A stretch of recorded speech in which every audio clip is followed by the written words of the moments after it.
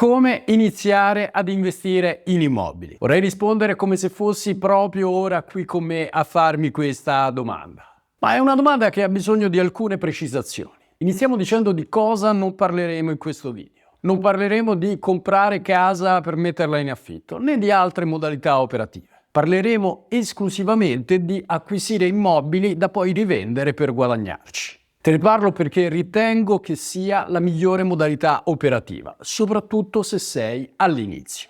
Vedremo luci, ma soprattutto ombre, quelle di cui non si sente spesso parlare nel mondo immobiliare. Parleremo dell'alta soglia d'ingresso che l'immobiliare richiede in termini di capitale richiesto, dello specifico tipo di concorrenza che incontrerai, dell'indiscutibile vantaggio dato dalla leva bancaria e di come reperire capitali. Parleremo anche velocemente delle competenze base richieste quando visiti un appartamento, di che cos'è il business plan, della documentazione richiesta per poi alla fine portare una proposta di acquisto e dell'emozione di vedersela alla fine accettata. È il video più lungo che abbia mai fatto. Se sei interessato soltanto a un argomento specifico, puoi saltare direttamente al capitolo che ti interessa.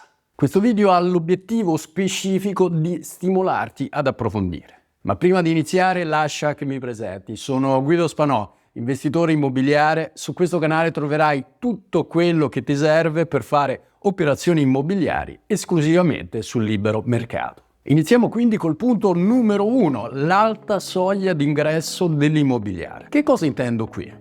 Probabilmente davanti agli occhi di tutti. A differenza di altre forme di investimento, la soglia di ingresso dell'immobiliare è alta. A volte potrebbe risultare addirittura proibitiva. Vediamo i prezzi medi per le diverse regioni italiane. In Italia il range medio di prezzi va dai 1.000 euro a metro quadrato ai 3.000 euro a metro quadrato. Il verde indica dei prezzi che si avvicinano ai 1.000 euro al metro quadrato, mentre il rosso indica dei prezzi che si avvicinano ai 3.000 euro al metro quadrato. Vediamo come la Calabria sia la regione dove i prezzi risultano mediamente più accessibili, mentre il Trentino risulta essere quello con i prezzi mediamente più alti. Qui stiamo parlando di prezzi medi regionali, quindi a livello specifico locale la realtà potrebbe essere ben diversa. L'esempio più eclatante è quello della Lombardia, che seppur arancione, quindi con un prezzo medio intorno ai 2.000 euro al metro quadrato, nella sola Milano arriva a un prezzo medio, e ribadisco medio, di 5.000 euro al metro quadrato, con picchi di oltre 10.000 euro al metro quadrato per le zone centrali. In altre parole, un bilocale di 50 metri quadrati a Milano può costare 250.000 euro, mentre lo stesso bilocale a Vicenza può arrivare a costare 50.000 euro. Magari il tuo portafoglio è più allineato a Vicenza, anche se vivi a Milano. Quindi, a seconda di dove ti trovi, il gioco potrebbe cambiare e parecchio. Non solo in termini di prezzo di mercato, ma soprattutto in termini di dinamismo del mercato stesso, inteso come numero di compravendite annue. A prescindere infatti dal prezzo di mercato, deve esserci un numero minimo di abitanti, ma soprattutto di compravendite per poter operare. Ti invito a guardare questo mio video che trovi sopra e in descrizione, che può aiutarti a capire dove iniziare a investire se sei all'inizio. È necessaria quindi sin dall'inizio un'attenta pianificazione, non soltanto su dove investire, ma soprattutto su come reperire capitali. Cosa che vedremo più avanti nel video, nello specifico al punto numero 3, dove vedremo, come già parzialmente anticipato prima, che nell'immobiliare c'è un evidente vantaggio non presente in altre forme di investimento.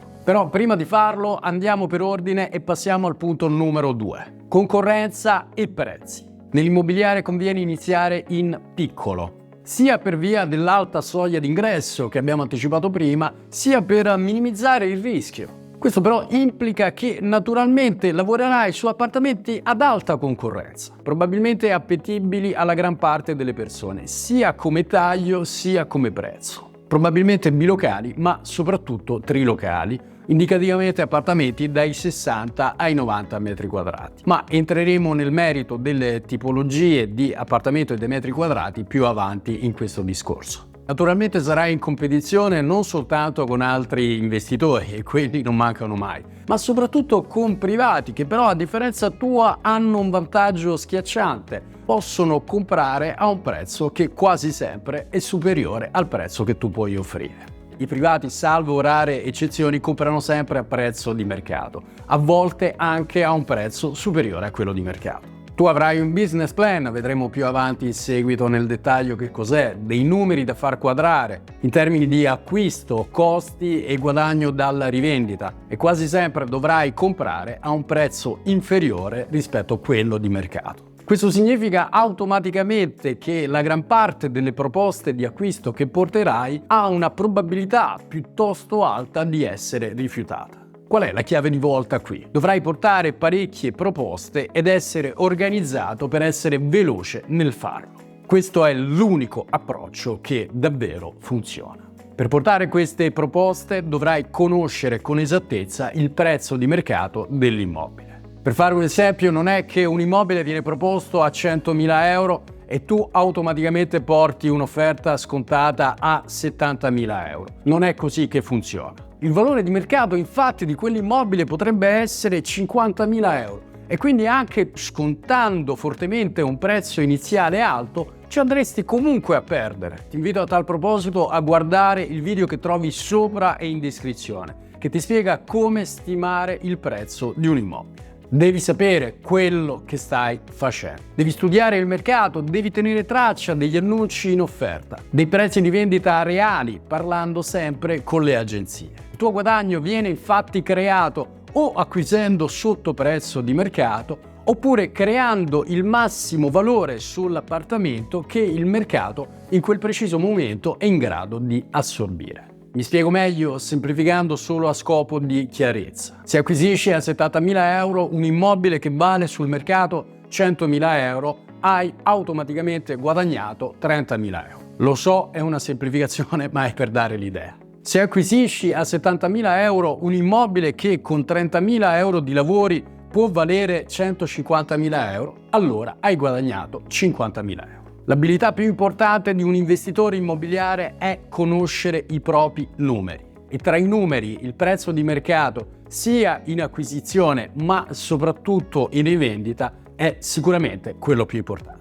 Passiamo ora al punto numero 3, sicuramente uno dei punti più spinosi, ossia come reperire capitali. Parleremo di leva bancaria e di finanziatori. L'impareggiabile vantaggio dell'immobiliare è sicuramente dato dalla leva bancaria. È possibile accedere al credito con alcune banche anche al 100% dell'importo richiesto se prima casa. Per gli under a 36, quindi per le persone che hanno meno di 36 anni, oltre alla possibilità di accedere al credito al 100%, sono state ad oggi prorogate delle agevolazioni che permettono praticamente di azzerare le principali imposte sull'acquisto della casa. Quindi l'imposta di registro, catastale, ipotecaria e sostitutiva. Per l'acquisto invece di una seconda casa, la quota massima finanziata solitamente è dell'80%.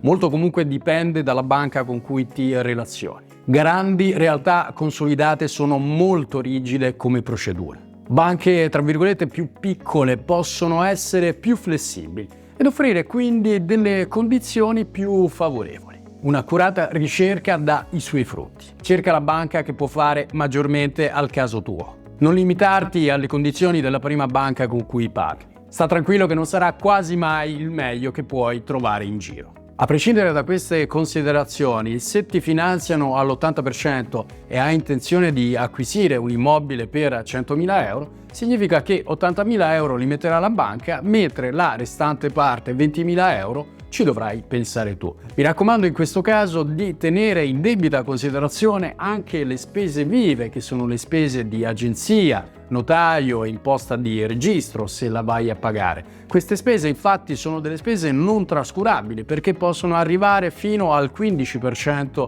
del costo di acquisizione dell'immobile. Quindi mi raccomando di tenerne debitamente conto. L'accesso al credito è condizionato da alcuni prerequisiti. Un contratto di lavoro a tempo indeterminato è sicuramente un'ottima base da cui partire. Vengono concessi finanziamenti anche senza, ma è molto più difficile ed è probabile che vengano richieste un'infinità di garanzie aggiuntive.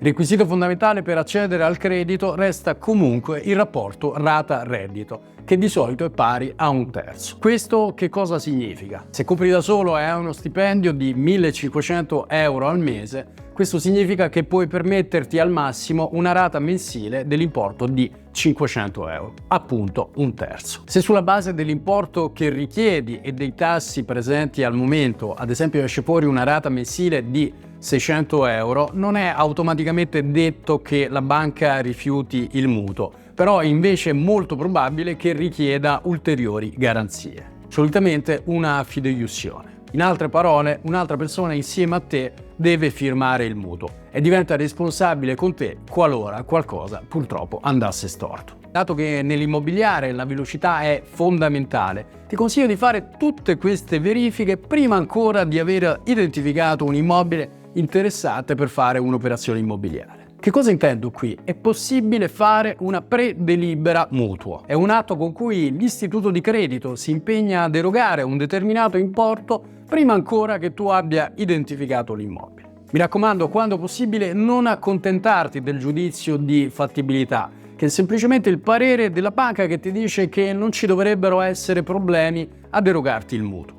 Questo parere infatti vale quello che vale. La banca infatti in seguito, a fronte di verifica documenti, potrebbe darti il 2 di picche, proprio quando hai tra le mani un'ottima operazione. La predelibera è vincolante per la banca per uno specifico periodo di tempo. Quando possibile, quindi, richiedila sempre. Parlando invece del costo del denaro, quindi della situazione attuale, attualmente i tassi di interesse sono praticamente triplicati rispetto ad alcuni mesi fa, praticamente alla fine dell'anno passato. Il costo del denaro è quindi parecchio aumentato. Il tasso fisso attualmente si aggira intorno al 3,7%, ma onestamente ho visto anche chiudere dei mutui a dei tassi più elevati, chiaramente a seconda della situazione personale. In termini pratici, però, questo che cosa significa? Che una persona come quella prima descritta, ossia con uno stipendio di 1.500 euro al mese, attualmente può permettersi di comprare con un mutuo al 100% un immobile dal valore massimo di 110.000 euro. Il suo obiettivo, quindi, se aspira a diventare un investitore immobiliare,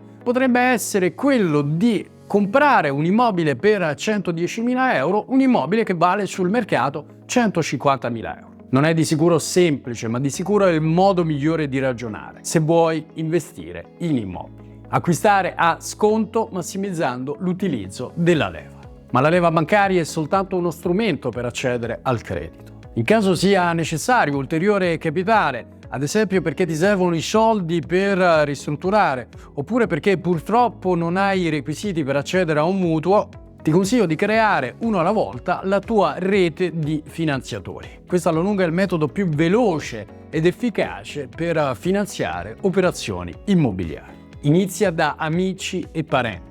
Dovrai iniziare gestendo i loro dubbi, che essendo loro persone vicino a te, potrebbero essere più dettati dai sentimenti piuttosto che dalla ragione. Sono un ottimo banco di prova, non soltanto per migliorare le tue doti negoziali e persuasive, ma soprattutto per mettere alla prova la tua motivazione. In seguito potrai proporre le tue operazioni anche a finanziatori esterni. Semplicemente parlando con le agenzie immobiliari potresti conoscere decine di investitori con cui potresti iniziare a collaborare. Il mondo è sempre alla ricerca di gente in gamba che sia capace di far fruttare i soldi. Se non hai capitali, il tuo obiettivo è diventare una di queste figure. L'importante è sempre presentare oggettivamente i numeri delle operazioni, sulla base dei dati reali che riesci ad acquisire dal mercato. Non devi necessariamente aver fatto operazioni immobiliari, ma devi conoscere alla perfezione i numeri del tuo mercato di riferimento.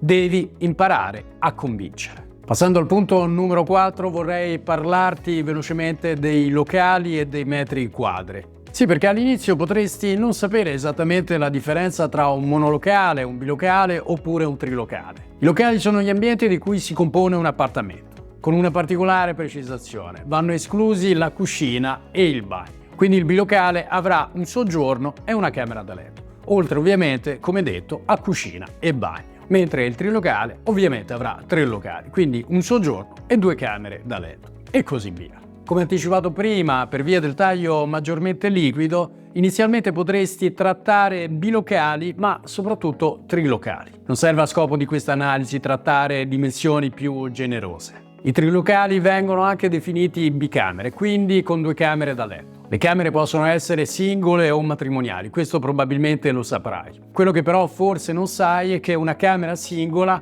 si definisce tale quando ha almeno 9 metri quadrati. Sotto i 9 metri quadrati non è considerata più stanza, bensì studio. Fa attenzione perché c'è una differenza enorme tra avere una stanza oppure uno studio. I matrimoniali invece devono avere almeno 14 metri quadrati. Anche il soggiorno, per essere considerato tale, deve avere almeno 14 metri quadrati. Ti invito sempre, ma soprattutto all'inizio, a calcolare i metri quadrati di un appartamento. Senza entrare troppo nel dettaglio per quanto riguarda le altezze, l'altezza media minima deve essere pari a 2,70 m per gli ambienti principali. Esistono due tipi di superficie, commerciale e calpestabile. La superficie commerciale è sempre superiore a quella calpestabile, perché tiene conto di diversi fattori aggiuntivi.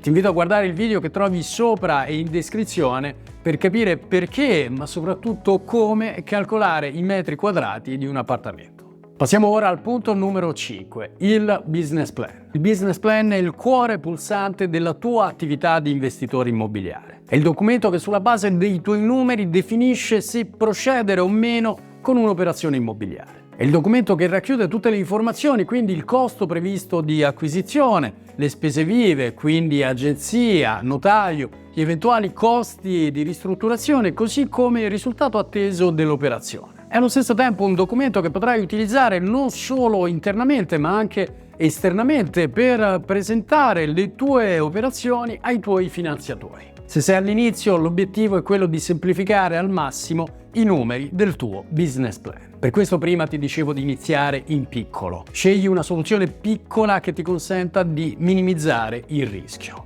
Evita di effettuare lavori di ristrutturazione. Se necessario, quindi, dai solo una piccola sistemata, non superiore quindi al 10% del valore dell'immobile. Lavora principalmente su un'acquisizione sotto prezzo di mercato. Sai che il valore dell'immobile è 130.000 euro. Dovrai acquisirlo a 100.000 euro. Facile? Sicuramente no. Possibile? Sicuramente sì. Il tuo guadagno all'inizio conviene sempre che nasca da una buona acquisizione, non dal valore che puoi creare ristrutturandolo. Quello potrai farlo in seguito. Limita il numero di variabili. Minori variabili, minor rischio. Cerca operazioni con un ROI elevato. Che cos'è il ROI? È il Return on Investment, è il ritorno sull'investimento. Se l'operazione ti rende 30.000 euro, hai investito 100.000 euro, il tuo ritorno sull'investimento si calcola facendo 30.000 diviso 100.000, quindi il capitale investito per 100, quindi per un ritorno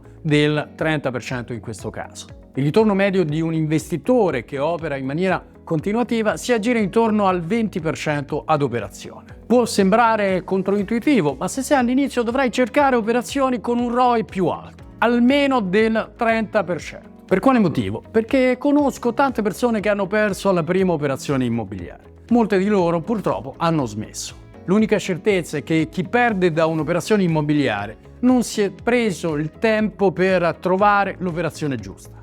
A volte non ha semplicemente saputo attendere. Inizia bene e prenditi il tuo tempo per trovare un'operazione ad alto ROI. Non hai infatti ancora piena consapevolezza dei tuoi numeri. Puoi ancora non essere in grado di reggere non soltanto l'impatto economico, ma soprattutto emotivo di un'operazione che scopri in seguito stare andando male e che probabilmente ti farà perdere dei soldi. L'imprevisto può essere dietro l'angolo. Passiamo ora al punto numero 6, la documentazione. Richiedi sempre all'agenzia tutta la documentazione relativa all'immobile. L'agenzia implicitamente, quando mette in vendita un immobile, garantisce che sia tutto in regola per la vendita. Ma allo stesso tempo una valida agenzia fornisce subito tutta la documentazione che gli richiedi. La prima cosa da verificare è l'atto di provenienza, chi è o chi sono gli effettivi proprietari e come sono diventati intestatari del bene, ad esempio tramite compravendita, eredità o successione. Verifica anche se sono presenti ipoteche sull'immobile e come il venditore intende chiuderle alla vendita. La situazione più classica è l'ipoteca legata al mutuo, che viene chiusa contestualmente alla vendita dell'appartamento. Verifica che ci sia conformità catastale, semplificando che ci sia coerenza tra la planimetria e lo stato di fatto degli ambienti dell'appartamento. ma verifica soprattutto che ci sia conformità urbanistica, ossia che l'immobile sia stato realizzato così come da progetto. In particolare verifica il permesso a costruire e che eventuali difformità, se presenti, siano sanabili. I problemi gravi, se ci sono, si annidano nell'urbanistica. Verifica anche il certificato di agibilità. In passato si faceva riferimento a questo documento come abitabilità. Sono la stessa cosa. Questo documento garantisce che l'immobile sia sicuro e vivibile, quantomeno rispetto alle norme presenti all'epoca di costruzione. Verifica le spese condominiali, che siano in linea con la media di appartamenti simili in zona, che siano state pagate oppure che il proprietario si assicurerà che siano pagate al momento del rocito. L'amministratore al momento della compravendita infatti dovrà rilasciare una dichiarazione che attesta che tutte le spese condominiali insolute sono state saldate. Verifica soprattutto che non siano state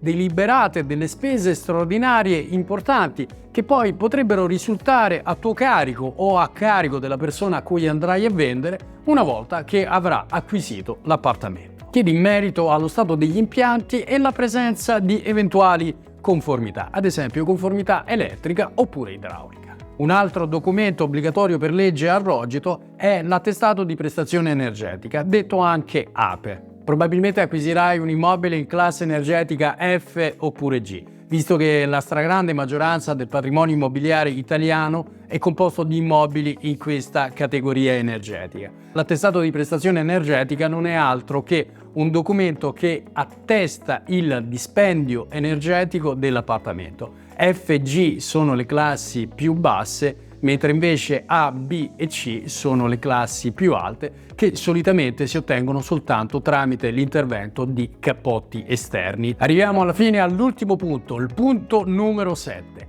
quello della proposta.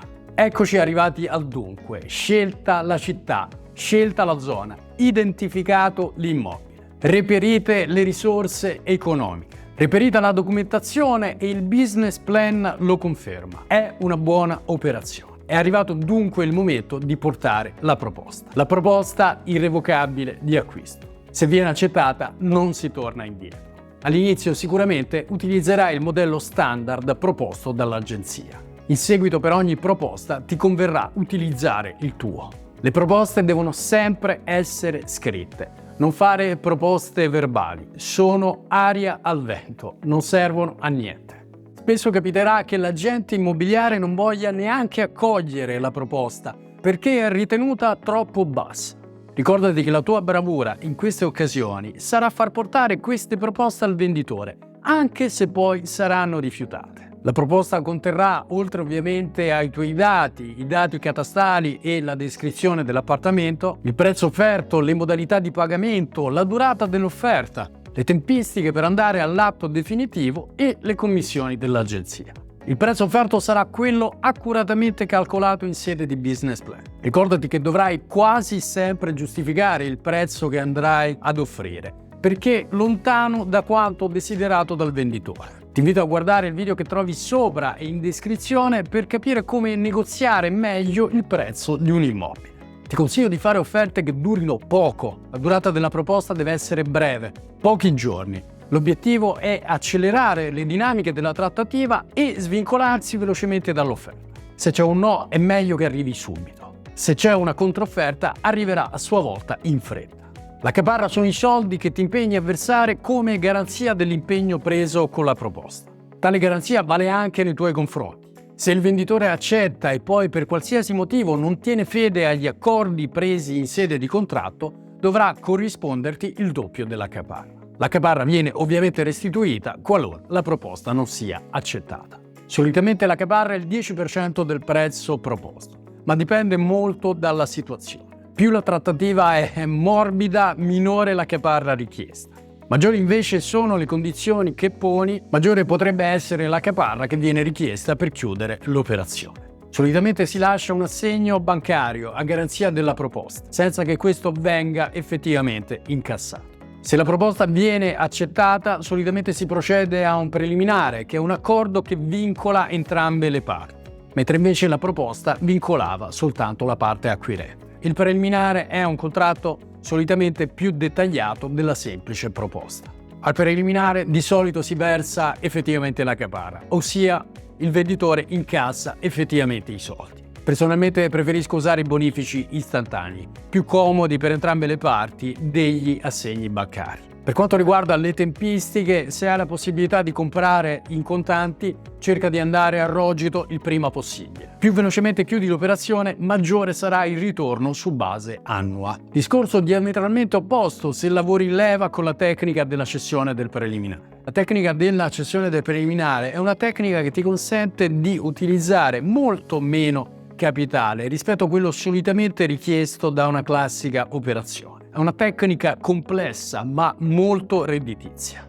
Se non la conosci e vuoi sapere più nel dettaglio di che cosa si tratta, ti invito a guardare il video che trovi sopra oppure in descrizione. Per finire, se operi invece tramite leva bancaria, quindi tramite mutuo, ti invito a fare una proposta vincolata all'accettazione del mutuo. Questa clausola, definita sospensiva, ti permette di annullare qualsiasi accordo preso in sede di proposta qualora il mutuo alla fine non ti venga erogato. È un'eccezionale tutela nei tuoi confronti qualora le cose non dovessero andare secondo i piani e anche se vuoi muoverti velocemente, perché magari non sai ancora se la banca ti erogherà il mutuo, ma sai che il prezzo è valido e quindi hai deciso di intervenire. È una tutela talmente valida che ti consiglio di inserirla sempre, anche quando potresti non averne bisogno. Per finire, se la proposta non è stata accettata, pazienza, succederà spesso. Ora di passare alla prossima proposta. Se la proposta è stata accettata,